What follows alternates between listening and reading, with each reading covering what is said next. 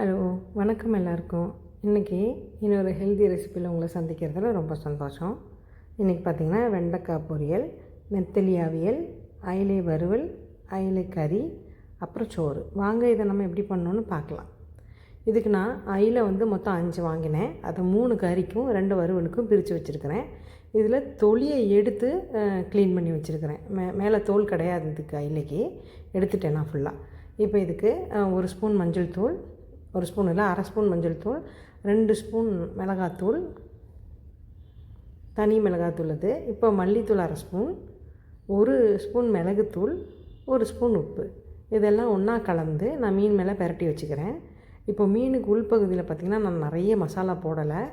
ஏன்னா நான் எண்ணெய் கம்மியாக போட்டு வறுக்கும்போது உள்பக்கம் இருக்கிற மசாலா மட்டும் பச்சை வாசம் வருது. மீன் வெந்திருக்கு, ஆனால் உள்ளே இருக்க மசாலா பச்சை வாசம் வருது. அதனால் நான் உள்ள மசாலா மைல்டாக கோட் பண்ணிக்கிறேன். இதில் பாருங்கள், இதை நான் வறுக்கும்போது தேங்காய் எண்ணெயிலையும் கருவேப்பிலை சேர்த்தும் வறுக்க போகிறேன். அடுத்து வெண்டைக்காய் பொரியலுக்கு வெண்டைக்காய், சின்ன வெங்காயம், பச்சை மிளகா, கருவேப்பிலை, தேங்காய், அப்புறம் தாளிப்பு ஐட்டம் எடுத்து வச்சுருக்கிறேன். இதை செய்யும்போது பார்ப்போம். இப்போ அயிலை மீனில் 3 மீனும் 5 தாளையும், கொஞ்சம் மாங்காய் துண்டு, அப்புறம் பச்சை வெந்தயம், கரைச்சி வச்ச புளி எல்லாத்தையும் ஒன்று போல் சேர்த்துக்கிறேன். இது கூடவே 1 ஸ்பூன் மஞ்சள் பொடி, 2 ஸ்பூன் குழம்பு மிளகாய்த்தூள், இதெல்லாம் சேர்த்து ஒன்று போல் கலந்து எடுத்து வச்சுக்கிறேன். இது நல்ல நிறைய குழம்பு மாதிரி வராது, கொஞ்சம் சட்டியை ஒட்டின குழம்பு மாதிரி வரும். இதுக்கு தக்காளி, வெங்காயம், பச்சை மிளகாய், கருவேப்பிலை வதக்கி போடுறதுக்கு எடுத்து வச்சுக்கிறேன். இப்போ அவியல் ஜாமானை பார்ப்போம். அவியலுக்கு மேலே கொஞ்சம் வெந்தயம், அப்புறம் கட் பண்ணி வச்ச மாங்காய் நீட்டமாக, அடுத்தது கொஞ்சம் கருவேப்பிலை.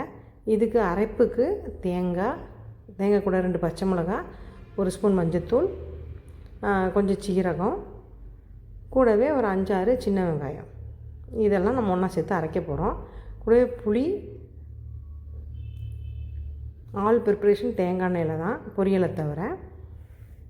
இப்போ பாருங்கள், அரைப்புக்கு நான் எல்லா சாமானத்தையும் மிக்ஸி ஜாருக்குள்ளே சேர்த்துக்கிறேன். இது புளியும் உப்பும் போட்டு நான் லைட்டாக அரைச்சி எடுத்துகிட்டு வந்துடுறேன். இப்போது சட்டியில் மீன் எல்லாம் கூட்டி வச்சுருக்கிறேன். இப்போ அடுப்பை பற்ற வச்சு இந்த சட்டி, சில்வர் சட்டி ஏன் வைக்கிறேன்னு பார்க்காதீங்க. இதில் தான் நான் இன்றைக்கி மீன் அவியல் பண்ண போகிறேன். என்கிட்ட இருந்த ஒரு அழகான கருப்பு மண்சட்டியை உடச்சிட்டேன். அதனால் இன்றைக்கி என்னை தேத்திக்கிட்டு நான் இந்த சட்டியில் செய்கிறேன். இப்போ பாருங்கள், கொஞ்சமாக தேங்காய் எண்ணெய் விட்டு அதில் நான் சின்ன வெங்காயத்தை போட்டு 2 வதக்கிக்கிறேன். இது நல்ல கலர்லாம் மாறணும், நல்ல கேரமலைஸ் ஆகணும்லாம் எந்த அவசியமும் கிடையாது. இது கூடவே பச்சை மிளகா, தக்காளி, 2 கருவேப்பிலை போட்டு வதக்கிக்கலாம். கொஞ்சம் கலர் மாறும். கலர் மாறினோன்னே உப்பு அப்புறம் போட்டு ஒரு 2 வதக்கிட்டு தண்ணி சேர்த்து இந்த பாத்திரத்தை அப்படியே நல்லா கழுவி இதை நம்ம மண் சட்டிக்குள்ளே மாற்றிக்கலாம்.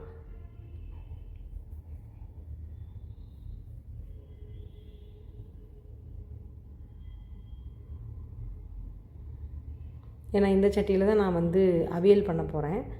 அதனால் இதை கழுவிட்டு இதை தூக்கி நம்ம அதில் மாற்றிக்கலாம்.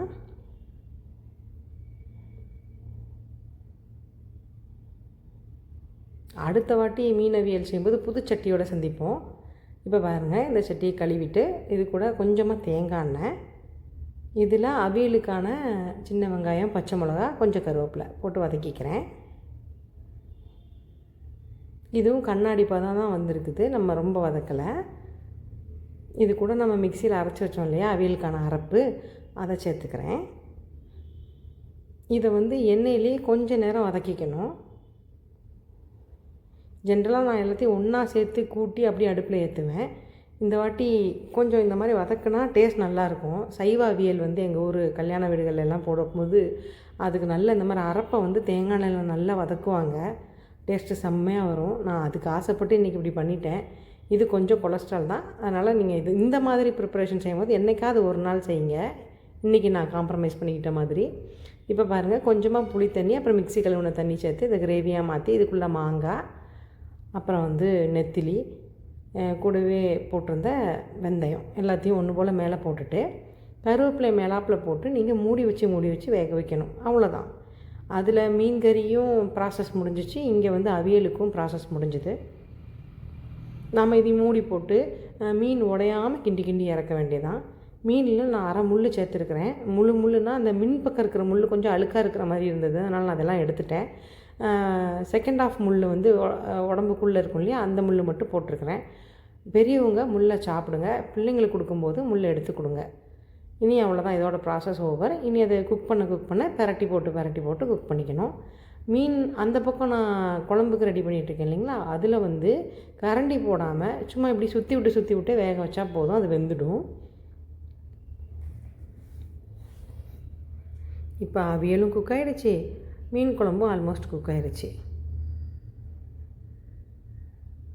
இப்போ பாருங்கள், கறி எவ்வளோ தண்ணி ஊற்றிருந்தேன், இப்போ தண்ணி எவ்வளோ குறுகி அது கொஞ்சம் குழம்பு பதத்துக்கு வந்திருக்கு பாருங்கள்.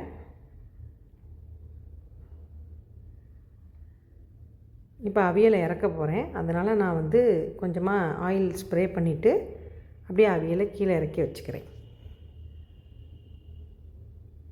இப்போ பாருங்கள், மீனும் நல்லா கொதித்து குறுகி தயாராகிடுச்சு.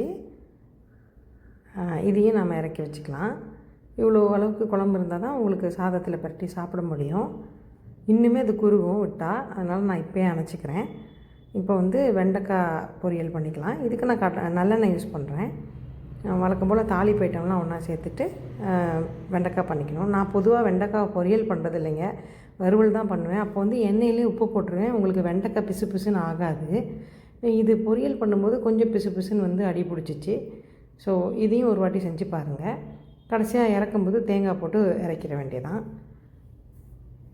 அடுத்தது மீன் வறுவலுக்கு பார்த்திங்கன்னா நான் அதே மாதிரி தான் சட்டியில் கொஞ்சமாக எண்ணெய் போட்டு அதுக்கு நான் கொஞ்சமாக உப்பும் போட்டுருவேன். எண்ணெய் சூடாக இருக்கும்போது உப்பு போட்டிங்கன்னா நீங்கள் மீன் வறுத்தாலும் சரி இல்லை காய்கறி வறுத்தாலும் சரி அது ஒட்டி பிடிக்காது. இந்த சேனலில் நான் செய்கிற ரெசிப்பியும் அதோட டேஸ்ட்டும் உங்களுக்கு பிடிச்சிருந்துச்சுன்னா சேனலை லைக் பண்ணுங்கள், ஷேர் பண்ணுங்கள், சப்ஸ்கிரைப் பண்ணுங்கள், கமெண்ட் பண்ணுங்கள். இன்னொரு நல்ல வீடியோவில் சந்திப்போம். தேங்க்யூ.